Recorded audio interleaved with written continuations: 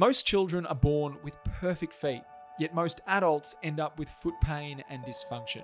Our feet are our foundation for balance. So, is it really any surprise that 1 in 3 people over the age of 65 have a fall each year? Falls are Australia's leading cause of injury, hospitalisation and death.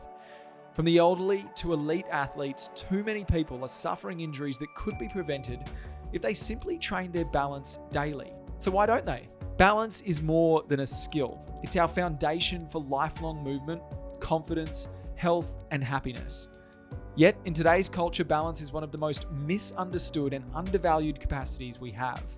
Welcome back to the Restore to Explore podcast. To kick off season 5, we have a very special series that's really close to our hearts. In these episodes, Nick and Jim will be bringing you powerful discussions that break down just why balance is so important, not just for your foot function, but your overall well-being, plus some tips on how you can start improving yours today. In the description, you'll also find a link to our free foot health assessment. This is a simple step-by-step test that takes less than 10 minutes, and out of it, you'll get a score out of 100. This will give you a snapshot of your own current foot function and balance level. Put simply, people shouldn't be falling over. I watched my late grandfather lose his quality of life after suffering several falls. I know you probably know someone who has been impacted too. That's why we need your help to spread awareness. So we have a big favor to ask. Share this podcast and the assessment far and wide with friends, family members, teammates. It may sound extreme, but this might help prevent an injury and could even save a life. Let's jump into the episode. All right, this is the 4th episode in our series on balance. And if you haven't listened to at least the first episode, then we would recommend starting there. It does give some good context to the whole series and our approach to balance training at TFC and what we're trying to achieve with the TFC balance screen and TFC training generally. And then, of course, when you get a chance to listen to the next 2 episodes, which are on falls and sports injuries, then please do and share them out with people, anyone you know, because falls and injuries are going to be relevant to at least one person in your circle, if not yourself. And it really helps us to share out this information and helps us achieve our mission. So that being said, this episode is going to be focused on balance and mental health, which once again, I've said this the last couple of episodes, but it is a massive and deep rabbit hole that will not and cannot be fully explored in one podcast. And the more I think about and talk about all of these topics, the more keen I am to delve deeper into them.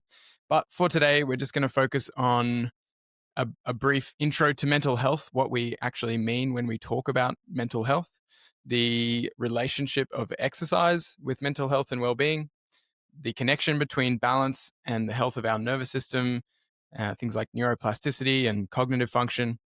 We're going to talk about the importance of deep focus and flow states for those things, as well as our overall mental health and happiness and psychology. And just finishing up, of course, by chatting about how the TFC balance screen and TFC training can help facilitate all of the above. So just briefly to lead, when we talk about mental health, there's actually a good sort of summary that I got from AI, fortunately, did a really great job of summarizing what mental health is based on certain resources from like the World Health Organization. But basically, mental health is a state of well-being where an individual can cope with life's normal stresses, realize their abilities, work productively, and contribute to their community. Encompasses psychological, emotional, and social well-being, and is distinct from the absence of mental illness. So I think that's a key point there. And I think a lot of people, when they think about mental health, they actually think about mental illness rather than this overall more holistic definition of it, I suppose. And it finishes up by saying good mental health involves resilience, the ability to learn and work well, and positive relationships. So I think that definition is really important to lead with because it does frame everything we're about to talk about. We're not actually talking so much about mental illness today.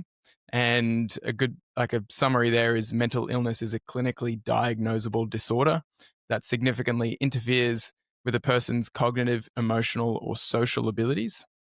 And I think this is a key point. A person can have poor mental health without having a diagnosed mental illness. So, yeah, I just wanted to frame the whole conversation with that is we're really focusing on optimizing mental health where possible. And that isn't necessarily the same as treating a mental illness. There are a lot of different um, strategies that can be used when treating a mental illness, of course, and it's not our area of expertise. But we do know that even if you are, like, you should be treating, if you have a mental illness or someone has a mental illness, they should be treating that individually with the help of a practitioner. But all of these strategies that anyone can use to optimize their mental health can only help in that endeavor as well. Yeah. Yeah, I think if I think to times where I was traveling a lot and going through different time zones, perhaps eating poor food, even frankly with a 2-year-old daughter, there's some nights where I get a really poor sleep. And the way I might describe it is I don't feel sharp or I feel foggy or I feel slow. And really that's just describing a state of not being mentally in optimal mental health. Doesn't mean I have a mental illness or disease. And just like our physical health can ebb and flow with our behaviors day to day, I think our mental health can too. And like you said, I think a lot of the conversation around mental health revolves around mental illness. When, kind of like musculoskeletal health, the absence of talking about actually pragmatic, achievable, applicable mental health practices is sort of what facilitates so much pervasive mental illness. And I think Mm. bringing the conversation to more, what are simple things that are free, that don't take much time, that we can do to optimize our mental well-being, make us sharper, make us more clear-headed, and just improve our quality of life. I think that's where the conversation, that's a healthcare conversation. And I think that's really what a lot of what we're going to talk about today relates to. Mm. Yeah. And generally, a lot of what contributes to, say, poor mental health or, lower states of mood, poorer cognitive function, poor brain health, etc., is this mismatch that we've talked about before between what our DNA and our brain or our nervous system expects to receive from our environment and what we receive from our modern environment. Obviously, we talk a lot about this in relation to feet and footwear. Our, bodies have evolved essentially to be experiencing a huge variety of movements and surfaces and textures and loads. And what we get is, confined, narrow, rigid shoes, for example. So that affects our feet. And there's a lot of the way that our modern environments and lifestyles are constructed that contribute to poorer mental health. So things like, circadian dysregulation. We talked about that last week, where, artificial light disrupts our sleep-wake rhythms, our dark night cycles that our body is supposed to be attuned to. Things like sedentarism, things like lack of time in nature. There's actually good research that shows that just spending time in nature can positively influence mood and brain health and all of these things. And so there is that mismatch, and all of that will come into play. And obviously we can't talk about all of those things in detail today, but a big one there is our lack of movement. And so this is why so much research, like so much high quality research, shows that exercise is very powerful, very effective at reducing symptoms. Like even like it improves mental health. So mood and energy levels, self-esteem, confidence, improves concentration and memory, can help manage stress levels, can help improve sleep. And we know that better sleep helps with our mental health. So all of those things. And it's been shown to help with symptoms of mental illness like depression and anxiety. So we know there's a connection there between the way we move and the way we feel and perform mentally and emotionally. And, you know, as a general theme, it seems like more intense exercise seems to help mood more. And more like sort of coordination, balance, or movement that involves more of a skill element can do more for our brain health and our cognitive function. But it's all related. And I think more and more people are becoming aware of that connection, but I still think it flies under the radar somewhat that there is such a strong connection between exercise and movement and our mental health. Most people think of it as mostly a physical or a musculoskeletal intervention. Agreed. Yeah, playful, enjoyable movement, I think, is nature's antidepressant. Um, With Now other that people. might, eh? With With other other people. people. Yeah. It's like a mega dose of natural inputs that tells your body this is good, and your body reacts accordingly. And I think, movement might not be enough to bring someone out of a clinical depression. Again, we're not talking about mental illness. When I say a depressed mood, I'm just talking about literally a depressed mood, not being in a depression. There's things that happened in my life that put me in a more depressed mood. And I think it's a good tool to have something available to elevate me out of that depressed mood into a higher state of enjoying life. And I think for me, walking is a really big one, right? Sometimes a depressed state for me comes from feeling stuck ruminating in thoughts about the past or something that did or didn't happen. Um, and I think literally the forward motion of putting one step in front of the other it makes me unstuck. Like literally I'm forward motion means you're not stuck. And so for me, walking is a big one. And I think, in a simple way, my framing of being in, when I think of my own experience, being mentally healthy for me means having the ability to bring myself to shift my mind into the present. Um, you know, Being able to concentrate just on what's going on in that moment of time, not ruminating about the past, which can put me in a depressed state, not worrying uncontrollably about the future, about uncertainty, which can put me in an anxious state. But the ability to come into the present moment is a state for me of peace and ease. And looking back at at the balance beam and how that started in my life and why I even started using it, as someone with a pretty busy mind that can sometimes get in the way and actually get in the way of enjoying life, standing on a balance beam was the most instant feedback loop I could have as to whether or not I was in the present moment. Mm. And I remember describing this early to Felix from Germany and saying, beam training for me was a mental health training tool with great physical side effects. And it wasn't actually even the physical element of recalibrating my body that really made it sticky for me. It was the peace and the ease I got from just being literally in the moment. And I knew if I fell off the beam, it was usually because my mind wandered. And that was basically a nudge to say, begin again.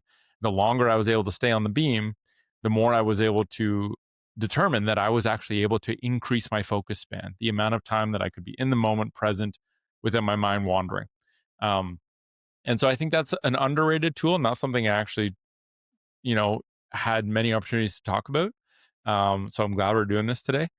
But I think for someone with a busy mind or who finds their mind wandering and maybe has trouble controlling, bringing their mind back to the present state, beam training, balance training in general, playful balance training can be an extremely powerful and underrated tool that literally can shift your total mind state and your perception of enjoyment in life in the course of like 2 minutes, Mm. right? In these little micro moments of just, okay, for some people it's meditation. And for me, frankly, beam training was like training wheels to get me to a state where I actually could sit down and meditate, starting with a short period of time and then going to longer. I didn't have any hope basically of getting there because my mind was just too crazy. And so the beam was like this playful, less low pressure way of, in a fun way, bringing myself into the present moment. And I think that's something that definitely impacted me. And where I saw it show up was, I think the ability to focus on one thing and concentrate impacts our ability to, if you want to listen to someone like a partner or a friend or a colleague, you have to be able to focus on just them, right? I'm sure you've had this experience where you're talking to someone and they're looking at you, but they're not there. They're elsewhere. They're thinking of other things. Um, and certainly I've been on that side of it before too. So the ability to listen intently to someone, what they're saying, give them your full attention, the ability to learn something, to read, the ability to create something, to code an app in software, or to create a beautiful painting. These are all things that require focus and attention. And I think I feel like the fact that our attention's become a commodity and everything's fighting for our attention, every social media app, every computer program, these things are all fighting for our attention, has made it so that we've gotten away from the ability to focus on one thing. And I think people might underestimate the value of training. Focus is trainable. When you train it, from my experience, the ability to listen, to create, and to learn gets enhanced exponentially. And I think that in my life has been a huge driver of better quality life. So, Mm. rant over. Sorry. Well, there's so much in that, and I think to tie it back to what I was mentioning about exercise and what you said about walking, like going for a walk, even just walking is a really powerful practice for physical and mental health. It's been shown again, time and time again, to be beneficial. Which And technically a lot of walking is single leg balance. So I guess it's kind of a balance exercise. there is that, and there's the cardiovascular benefits, there's you name it. But I was actually, since starting balancing on beams, this is kind of like tying together everything that you just said, but I do have a memory of when I first got involved with CFC and starting to balance on beams, and purposely going out, starting to go out onto barefoot hikes, and really rock hopping along creeks barefoot a lot more. Like I used to do a little bit of that as a kid, but really intentionally going out barefoot. I had this moment of realization of the fact that this deep presence is our natural state, because if you're walking through nature barefoot, you have to be aware of where you're walking. Otherwise, you could hurt your foot, or at a deeper level, like from an evolutionary point of view, you might get predated on. you might get killed, or scare your prey. Or scare your prey. Exactly. So yeah, you whether you're hunting or escaping, or there's a rival tribe in the area or whatever, you have to be fully present and aware of your environment in order to have the best chance of survival. And it's really only in our modern day that those survival pressures have been mostly eliminated, that I'm not going to say have the luxury, but we even have the opportunity to not be present in the moment. Yeah. And I think that is a big reason. Again, this relates to that mismatch that I talked about before. Our brains and our nervous systems and our our psychology craves that deep presence and awareness, and that attunement to the stimulus that's going on. And I think as soon as we start to feel that, we get the benefits, we get the reward of that, which has been shaped evolutionarily over millennia, for us to feel good in that state, basically. And I think balancing on a beam helped me access that more, because the beam is almost like this nature supplement. Because when I go for a walk or a creek hop in nature, a walk in nature or a creek hop, I should say, there's a lot of stuff to balance on, whether it's logs, rocks, especially if I'm hopping along a creek, it's a whole balance thing. And you have to be intensely focused, but you also need the ability to, you need obviously sensitive and resilient feet. And you need really great ankle stability and just overall good balance.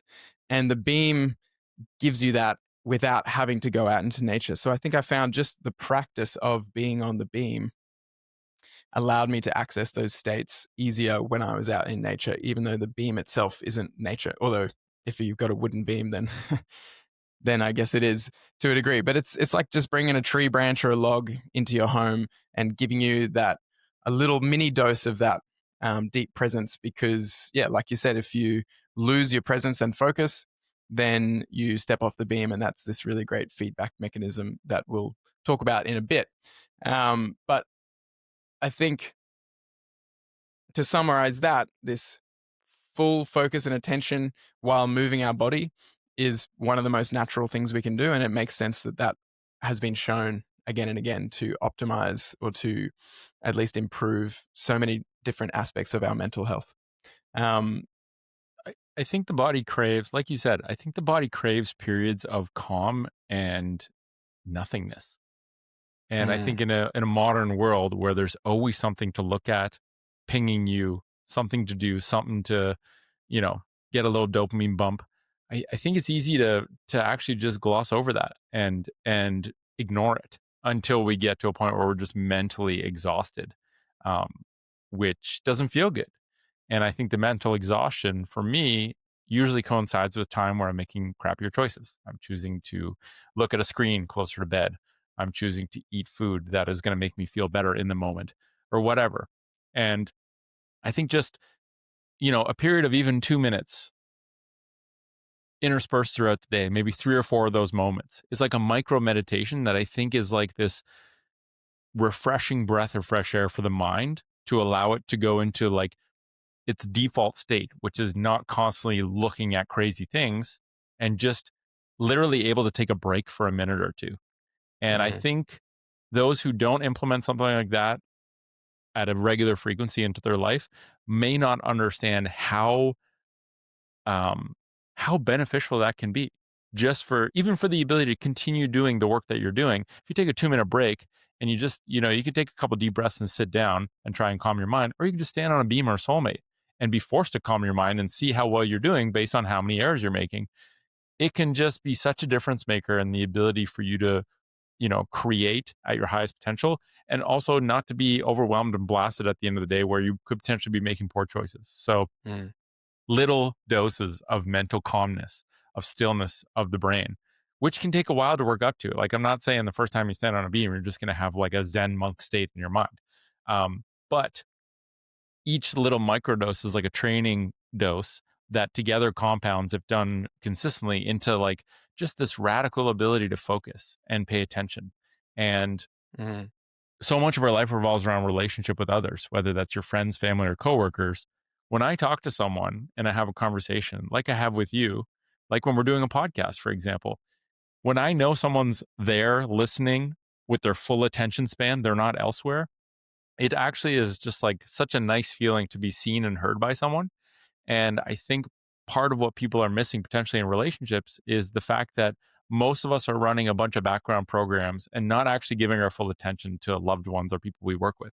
And I think it creates a degree of separation. So I guess what I'm trying to say with that is, when you train your focus, you're able to do more, create at your highest potential, and have deeper relationships. And I found that to be true in my life, where like I can give my daughter my undivided attention because I've trained my ability to not let it wander in small doses. I don't have some crazy ability that no one else has, just spent more time on a beam, which is my way of training my ability to concentrate.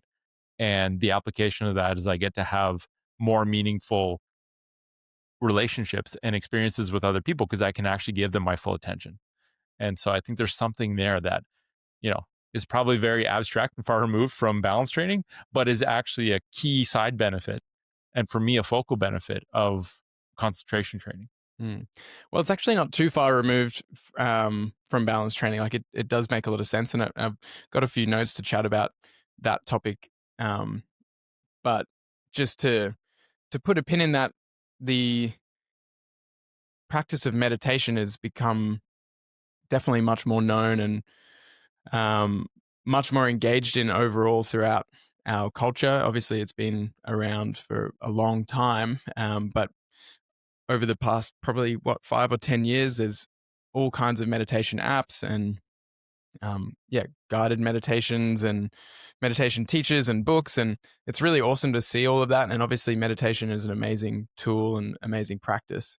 But I think it is cool that on a beam, like we said, treating it like a moving meditation with this feedback loop of when you lose your focus, you step off, if you're in that right zone, which we'll talk about later, that blends that meditative element with a physical element, which again hits both of those angles basically. Also, to just quickly talk about how balance more broadly supports exercise. So we know that exercise improves our mental health generally. And that goes for walking, running, strength training, yoga. Like there's a lot of studies on all of these.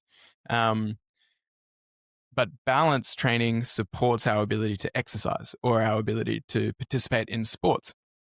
So we talked about last week, injury prevention in sports. We know that balance training helps prevent a lot of the most common sports injuries. So your ability to continue engaging in sports is a form of exercise. It's a form of connection with your community. It often is done in nature. So there's all of these benefits that you get from that. And balance training will support your ability to do that in the long term. Obviously, preventing injuries generally, whether that's like acute injuries or overuse injuries, balance training has been shown to help prevent things like tendinopathies as well. But obviously, falling, we talked about a couple of episodes ago, is the leading cause of injury related hospitalization and death, or one of the leading causes. It's a leading cause in Australia, but globally it's the second leading cause. So a lot of injuries happen from falls, and if you're injured and not moving, that's going to affect your mental health significantly. Yeah. Another thing that it can do, that balance training can do, is help to optimize your movement efficiency. We touched on this last week as well, but if you think about movement efficiency, it's really down to maximizing safety and performance while minimizing energy expenditure. So a more efficient mover has less injuries, performs better, and uses less energy to perform the same task as a less efficient mover. And there's all of these different ways that you could measure that, but the most intuitive way to know if you're moving efficiently, or probably know whether you're moving more efficiently or less efficiently, more efficient movement feels better and looks better and sounds better. And we do have an innate knowing of what efficient movement looks like. If you took an amateur runner who is overstriding and you compared a video of that to an elite Olympian running, for example, and you got two people to look at them, they would instantly know who is moving more efficiently. You can just see it. And if you listen to if there was audio, you'd be able to hear it in the sound of the steps. And if you were a runner, you would know if you started moving more efficiently because it starts to feel better. And I've experienced that myself. So balance supports movement efficiency by creating more stability, and therefore can support just how good you feel during exercise, during movement. And it also can expand your range of movement options. So if you can do more things, then you're more likely to do more things. It's really that simple. If you have more movement options based on better stability, based on better range of movement while balancing, you'll be able to engage in more things. You might be able to dance. You might be able to play racket sports. You might be able to learn martial arts. You might be able to rock up along a creek. Whereas if you don't have the balance ability to do those things, you're not going to engage in them, or they will be unsafe and lead to injuries. So in that sense, balance training, even beyond what we were just mentioning, it supports our ability to exercise and therefore supports our mental health through that. However, if we really think about balance, if we go a bit deeper on balance training and its effect on our brain health and performance, that it starts to get really interesting as well, as in more directly, not just by supporting exercise. But first of all, and this is kind of repeating what I said before, our brain health relies significantly on us not falling and hitting our head. Yeah. Like you'll have a healthier brain if you don't smash your skull into the ground. People would probably agree with that. I just want to start there because it seems really obvious, but like probably the most important thing you can do for your brain health is avoid hitting your head. Whether that's, if people fall, then concussions can happen, traumatic brain injuries can happen. That's terrible for our mental health in the long term. But building on that point is the fact that our nervous system has evolved and has been trained essentially to avoid falling over. And so when we make balance errors, if we're training our balance and we make errors, then there's all of these systems in our body. There's the vestibular system, obviously, in our inner ears that tell us about the position of our head in space. There's our visual system that is giving that information as well. There's our somatosensory system. That's all of the sensors in our skin, muscles, joints, nerves that are telling our body where it is in space. So those systems are trying to give an accurate representation of where our body is and feed that to the brain, which processes that and then gives a movement output to maintain stability, because that is so key to our survival, is maintaining stability. And when we make an error, if our body gives a movement output that doesn't successfully maintain our stability, that's an error. And the brain and the nervous system really cares about that, because that is potentially damaging to our health. So as soon as you make an error, deadly. Yeah. And so as soon as you make an error, it's like, especially multiple errors in a row, there's this cascade of, neurotransmitter releases in the brain where we get adrenaline and acetylcholine. So that enhances our alertness and our focus, which actually enhances the neuroplasticity in the brain, so the adaptability of the brain and the ability for it to change and learn. And then you get dopamine, which makes you feel motivated and excited when you start getting it right, or when you start, moving towards the direction of reducing the errors or eliminating the errors. And so this is really cool. And there was a great Huberman Lab podcast that I remember listening to ages ago, I think roughly around the time that I started getting involved with TFC. And he talks about this concept on there.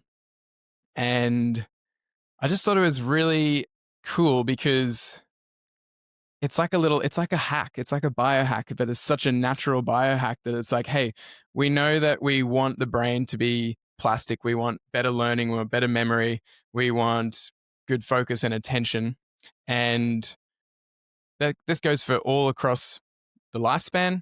Kids are, between the age of 0 and 25 is where your brain is the most plastic, but you can enhance plasticity throughout the entire lifespan. And balance training is this kind of weird biohack that allows you to do that. It's weird, but it actually makes a lot of sense when you think about it from that evolutionary point of view. I feel like things that are weird are typically just things people don't fully understand. When you understand it, they are not weird. They make perfect sense. One little story that I want to share of someone that, it was a woman that I remember would always chalk up, hitting her foot or tripping over as, oh, I'm just clumsy. She literally thought like she was born with the clumsiness gene or something like that. And I remember asking her, like, what do you mean by clumsy? She's like, oh, I'm always hitting into things. I'm always, dropping things. I'm always hitting my toe. And I basically just said, do you think it has anything to do with you not paying attention to what you're doing? And she kind of waited a second and was like, maybe. I was like, do you think it has anything to do with maybe not having coordination that is good enough so that you can control your limbs and like control your movements? And what I got to with her was, balance training trains her ability to pay attention. It also trains her ability to coordinate her body. And so you can detrain clumsiness by training balance. And I think it was just a big insight for her. And I think she dropped the notion that she's just a clumsy person.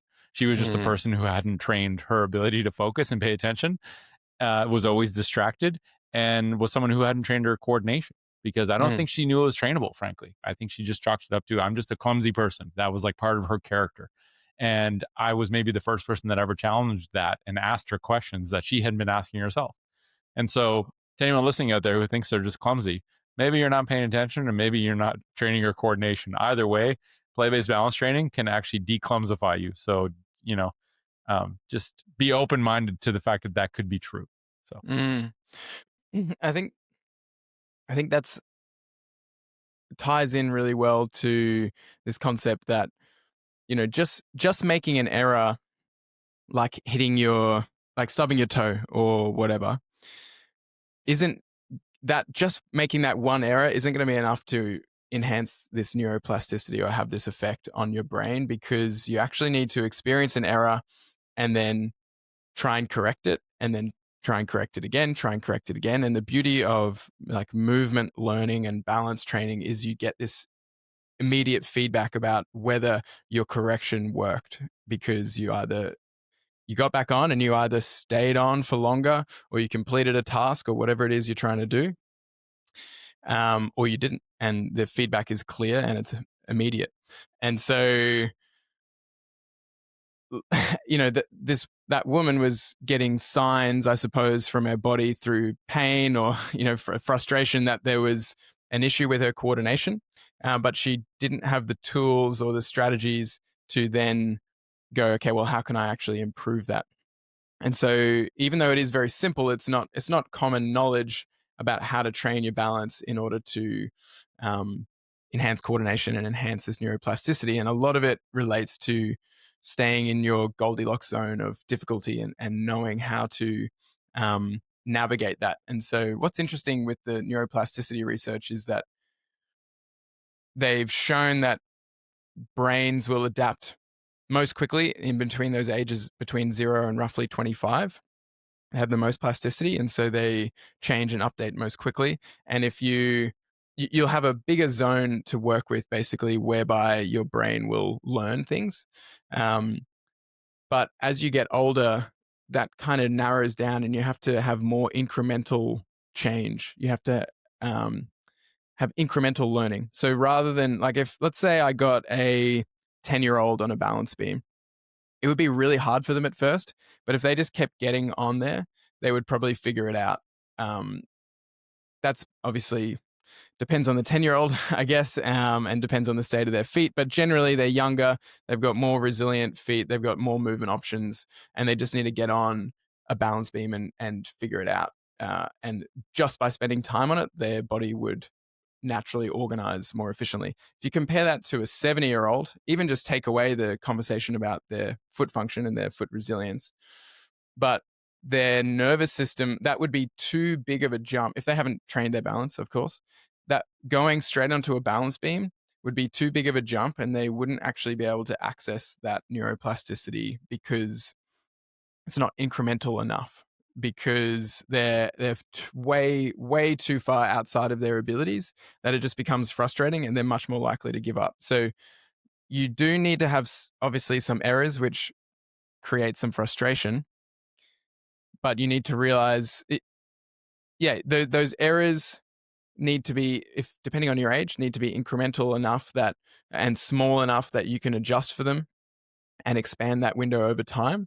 And you need to see those errors as like a positive thing, and it's not something that you get too frustrated by, or is a sign that you should give up, or is a sign that you're just clumsy, or that you're not good at balancing, or that you're just uncoordinated. It's a sign that you're expanding your abilities, and that Goldilocks zone is not too easy, not too hard, and means that you can experience sort of the right amount of errors, or the right frequency of errors, but also start to express some competence of the task.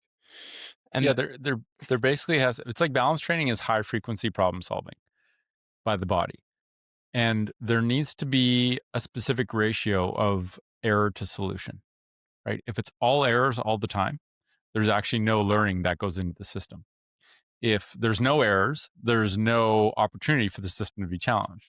So it's like the Goldilocks zone is the zone where you're making, let's just throw out a number, 25% of the time you're making an error, but every error you make is within the realm of being able to solve it based on your current skill set. And the reason I say 25% is because it's not very motivating when you're doing 75% errors, right? Like that's super frustrating. But if you're within your zone, most of the time, you're at your limit, you're at the edge of making a lot more errors, but you're able to rescue times where you're getting way out of whack. And the times that you make an error, you're able to kind of understand, okay, well, okay, maybe that position or that stance is just too much for me right now.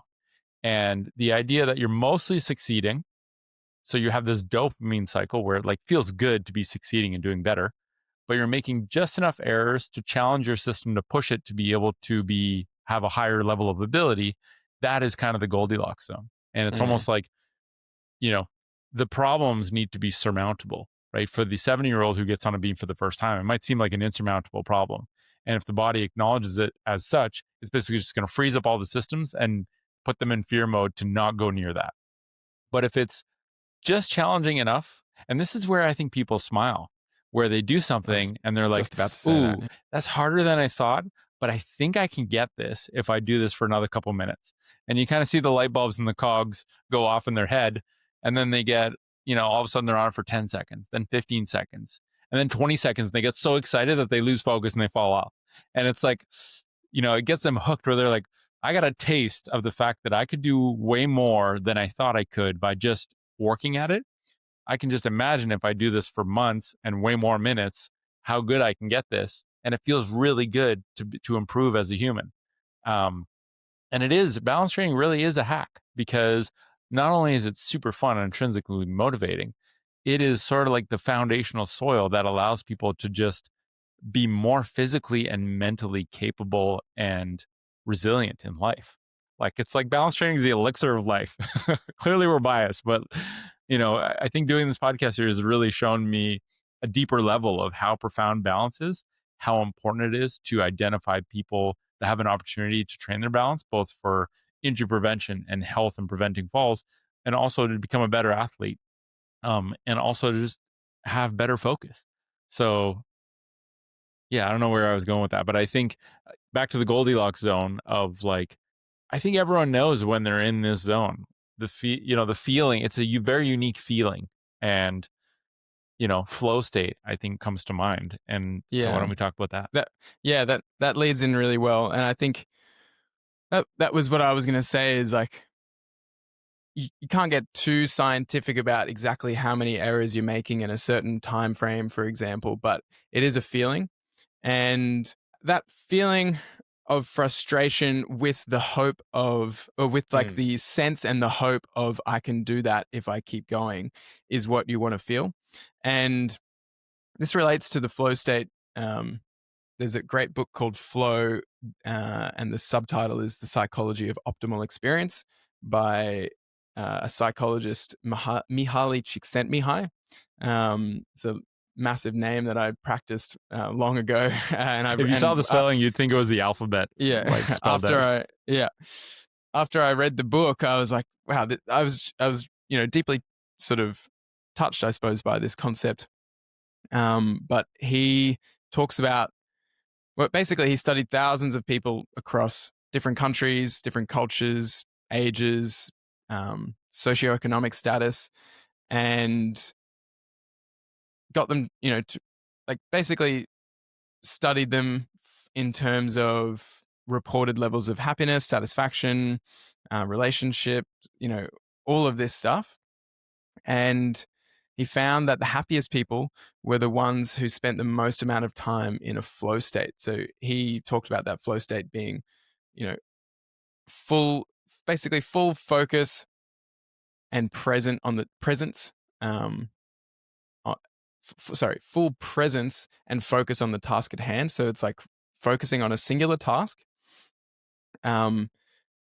experiencing a profound sense of satisfaction and joy and fulfillment, feeling this intrinsic motivation, and being in this zone. He calls it the flow channel. Very similar, concept to the Goldilocks zone, and quite like the way we think about it has been inspired by this flow channel. And that's where, again, your skill level matches the challenge. It's not too easy, not too hard. If it was too easy, it would be boring.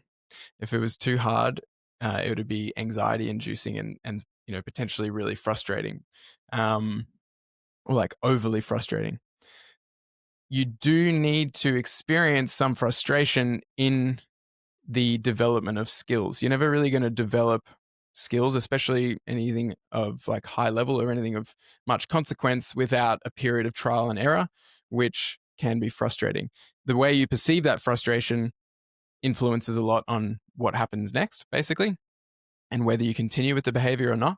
But once you have built up this skill and you've found that flow channel, then you have this ability to express some mastery over the skill. And obviously that doesn't mean you're necessarily competing at a really high level in sports or whatever, but it's like you're expressing mastery over the skill at a certain level. And then that once you express that skill and you've got mastery of it, that potentially would lead to that being out of your Goldilocks zone or out of your flow channel, because it could become too easy. And so then seeking out the next level is where you get to. And this is how anyone who does these, like the humans can do some ridiculous feats of balance and coordination and performance. And a lot of it is through accessing this flow state and being in the flow channel and gradually expanding that over time to become higher and higher level. And I think, it is important to note that flow can be experienced during work or play, and even in physical or non-physical pursuits. So the classic, I guess, example of someone in a flow state would be surfing or skiing or snowboarding, something like that, where it's, quite high stakes.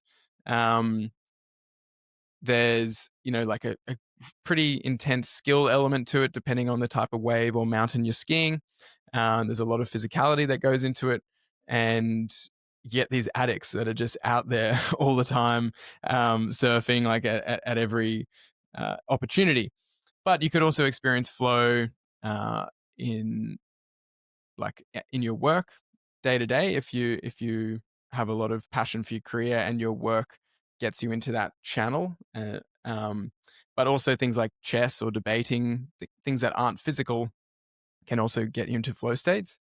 It's really just all about those conditions being present and those neurotransmitters being released. So the state of flow is associated with the release of all those, like a neurochemical cocktail: adrenaline, acetylcholine, dopamine, serotonin, oxytocin, and it just makes you feel really good. Because again, if we go back to that evolutionary concept, being in flow would be really conducive to our survival, and group flow especially would be really conducive to our survival. And conducive to learning, which is and learning, yeah. The acquisition of skills, which if you extrapolate far enough, is like the ability to survive in a historical context.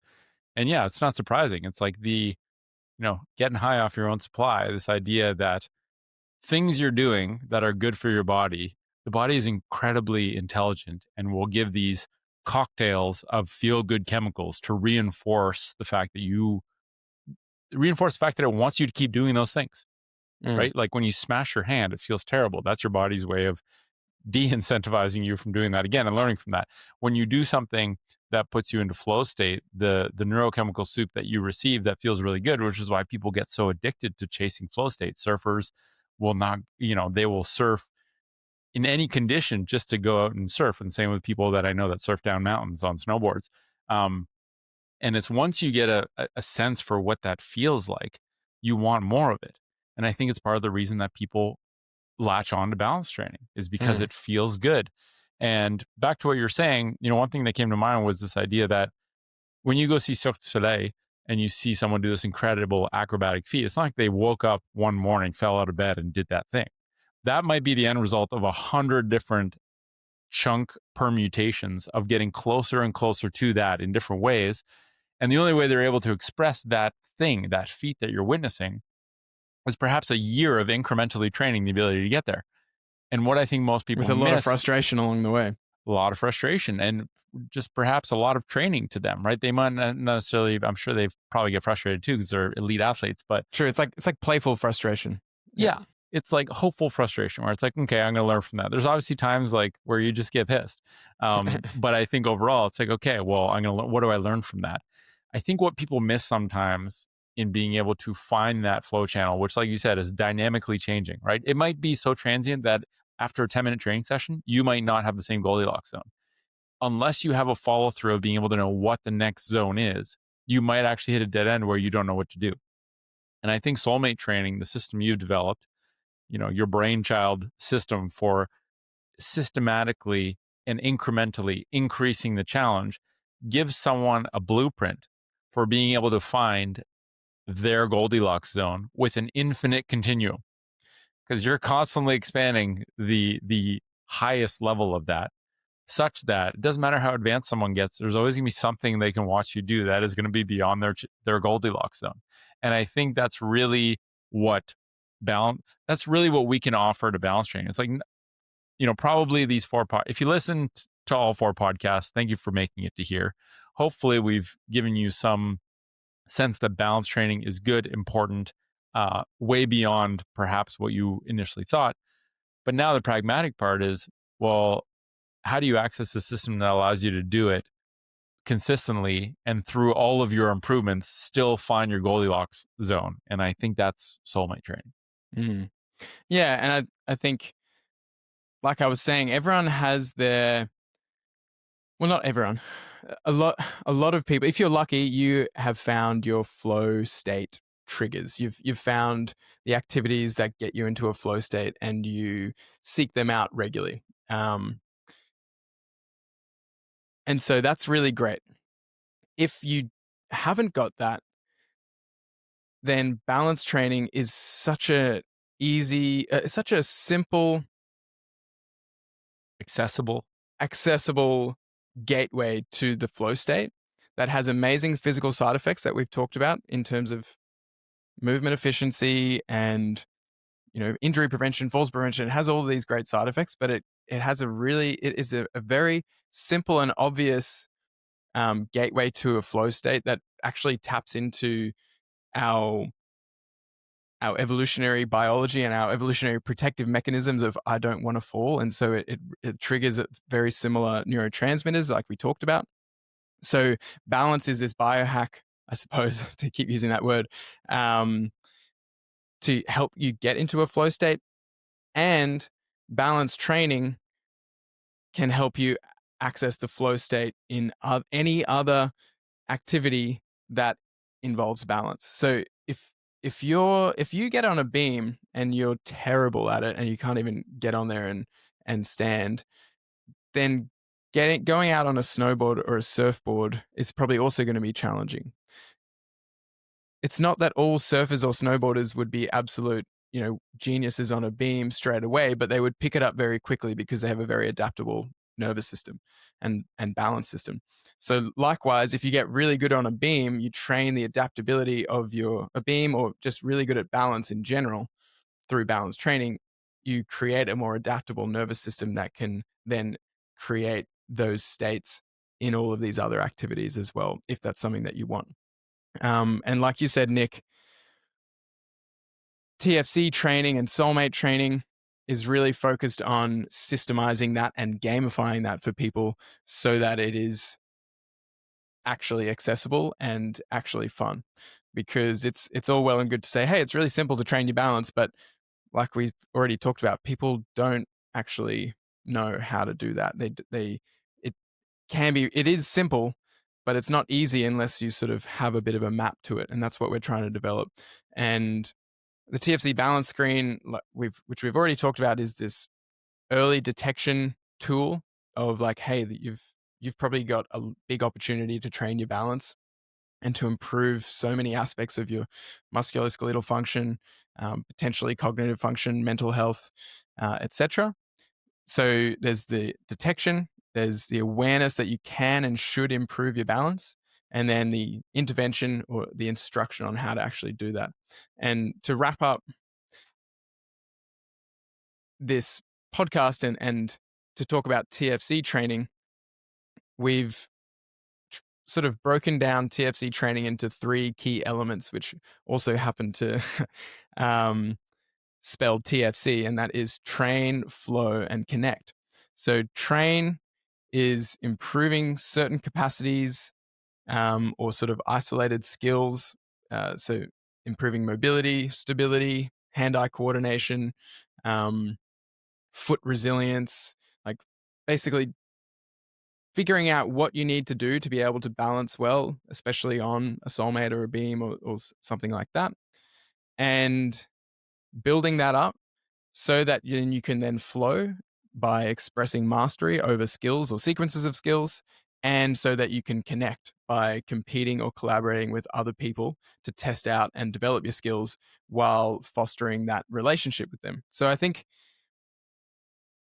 those three elements could be really powerful, again, not just from a physical point of view, but from a mental health point of view. We talked about at the start that mental health, like a big part of mental well-being, is being able to contribute to your community and just being able to connect with your community. And we know that social isolation and loneliness is a major cause of disease and poor health, and can contribute to high levels of stress and can contribute to other chronic diseases. So connection, I think, is really, really key. And so throughout all of our training, we've got these elements of like, hey, let's start with the basics, build your capacity, express some mastery, and then actually connect with someone through this. And we talked about this last week of creating this sport of balance concept where we actually have a massive cultural influence of people playing the sport of balance with each other, and training for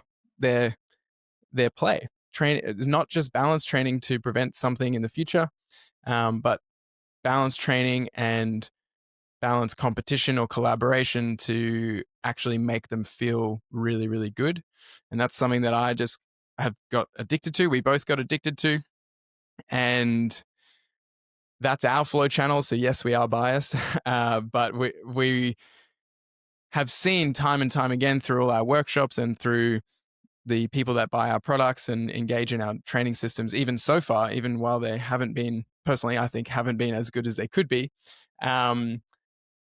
Over and over again, there's so much feedback about just how good people feel along the way, not just physically in their feet or in their lower bodies or whatever. It's just like, oh, this is actually really fun and I feel really good. And people are smiling and laughing, at the workshops, especially as soon as we start getting them playing balanced games, the smiles and the laughter come out. And, we really feel like it is this holistic intervention, if you want to look at it that way, just this holistic practice that can be so beneficial to so many aspects of our health, and that really includes mental health, especially once you start adding in those elements of flow and connection. I don't have anything else to add to that. That was magnificent. We'll wrap it up there. Yeah. Yeah. And just from the standpoint of like, I don't really, just to crystallize everything we've said, because I'm thinking of balance differently, even now after doing this podcast series. I don't know any other method, tool, or training technique that has such high potential reward, such low risk profile, and such high accessibility that checks this many boxes of holistic health than balance training. I just don't. And there's something there. So I think that's why we locked into it. I think that it almost feels like we locked into balance training because we experienced the profound benefits personally in our lives, and we saw how applicable it was and how it resonated with people at workshops. But when you actually look under the hood and understand it in a pretty deep way from all these different variables, all these different directions, falls prevention, injury prevention, mental health, focus training, it really is quite an incredible thing.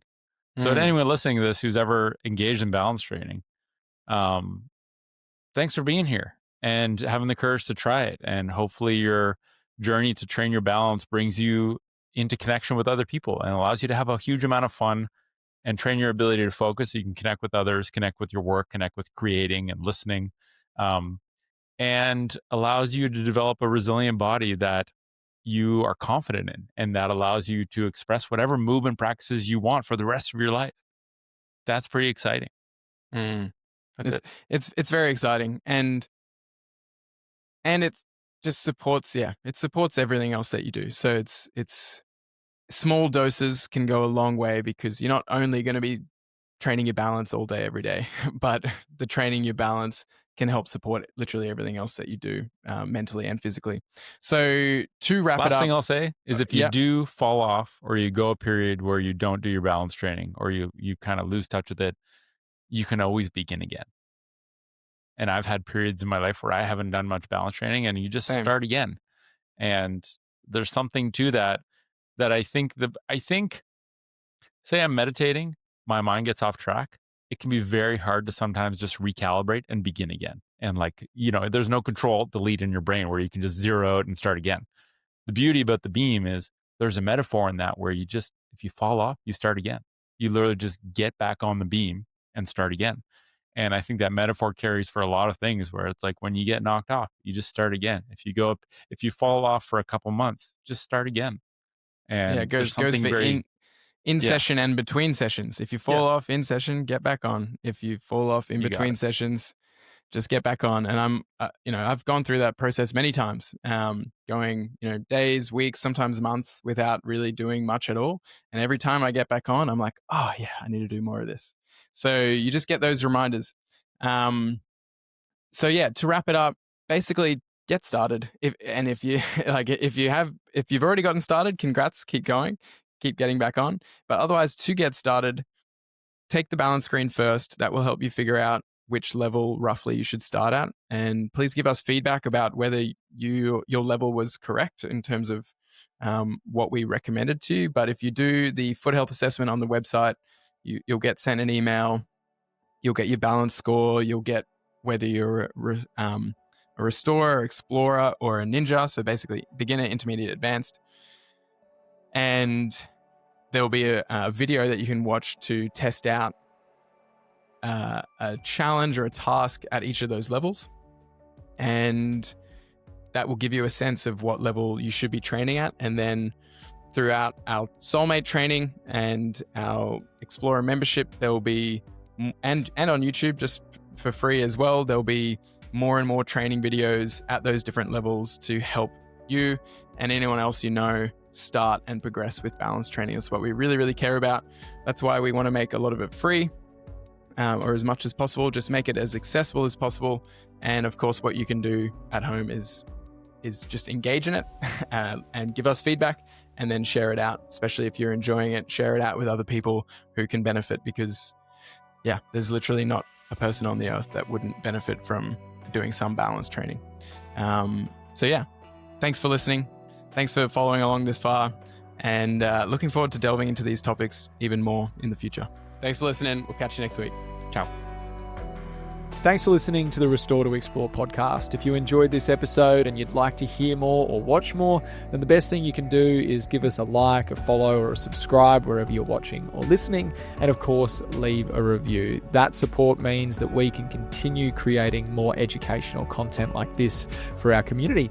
If you would like to learn more about our tools, our training, natural footwear, just explore the shop or some of our free resources, then the best place that you can go to is thefootcollective.com. And like we mentioned throughout this episode, we do have a special discount for our listeners in the show notes.